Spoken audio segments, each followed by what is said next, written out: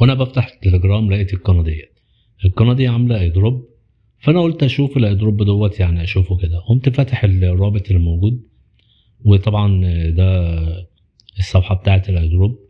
لقيت فيديو بيقول لي اللي انت هتكتب كلمه وبعدين هيظهر لك المكسب اللي ظهر قدامك ده 1544 عمله تون. طبعا عاملين 9264 يو اس دي تي.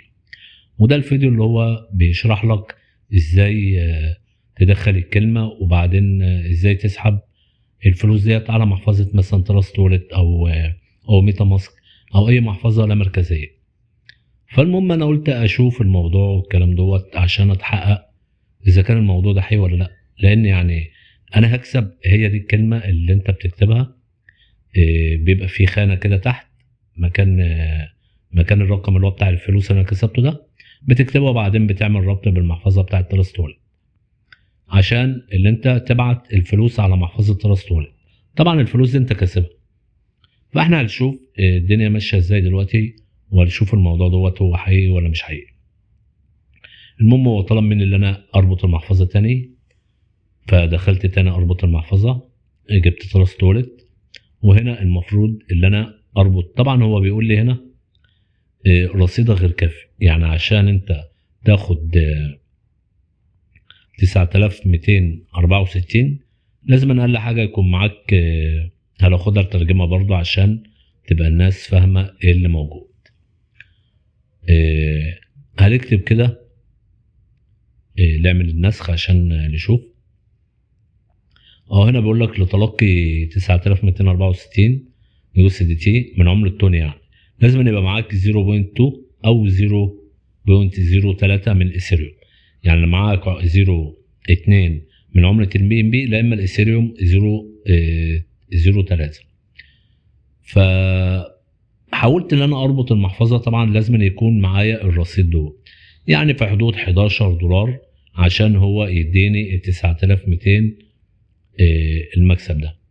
طبعا الكلام ده كله اونطه، لان اولا شبكه التون ما بتبعتش منها كده. شبكه التون يعني من الشبكات اللي هي بتديك رابط الشبكه اللي انت بتحول عليه، وبتديك رقم الميم، يعني رقم كده لازم تكتب الاثنين. لكن شبكه التون عمرها ما بتحول بالطريقه دي. لكن اللي حاصل هنا ان الراجل دوت هو عامل موقع اللي انت بتبعت له فلوس على المحفظه بتاعه، يعني عمليه نصب طبعا، وعمليه يعني في ناس ممكن كتير تقع فيها، وناس تدفع الفلوس وهو عمال يلم في فلوس من ده $11 وده $11، فيلم ملايين.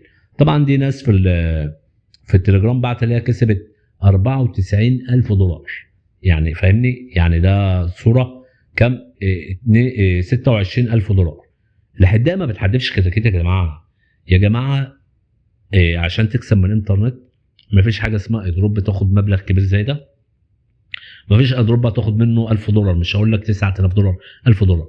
انا اكتر ايدروب اشتغلت فيه قعدت فيه سنتين بالظبط، سنتين، اداني $400. سنتين شغل وتعب وشقه اداني $400. تمام. فعشان ايدروب كده تخش تكتب كلمه ويديك $10,000 ولا الكلام ده مش حقيقي نصب. فيا ريت يا جماعه تخلوا بالكم من الكلام ده. انا حبيت ان انا احطه على القناه عشان الناس تفهم شغل النصب بيبقى ماشي ازاي، وربنا يسترها مع الناس كلها. وحبيت ان انا اشرح الموضوع ده. والسلام عليكم ورحمه الله وبركاته. في رعاية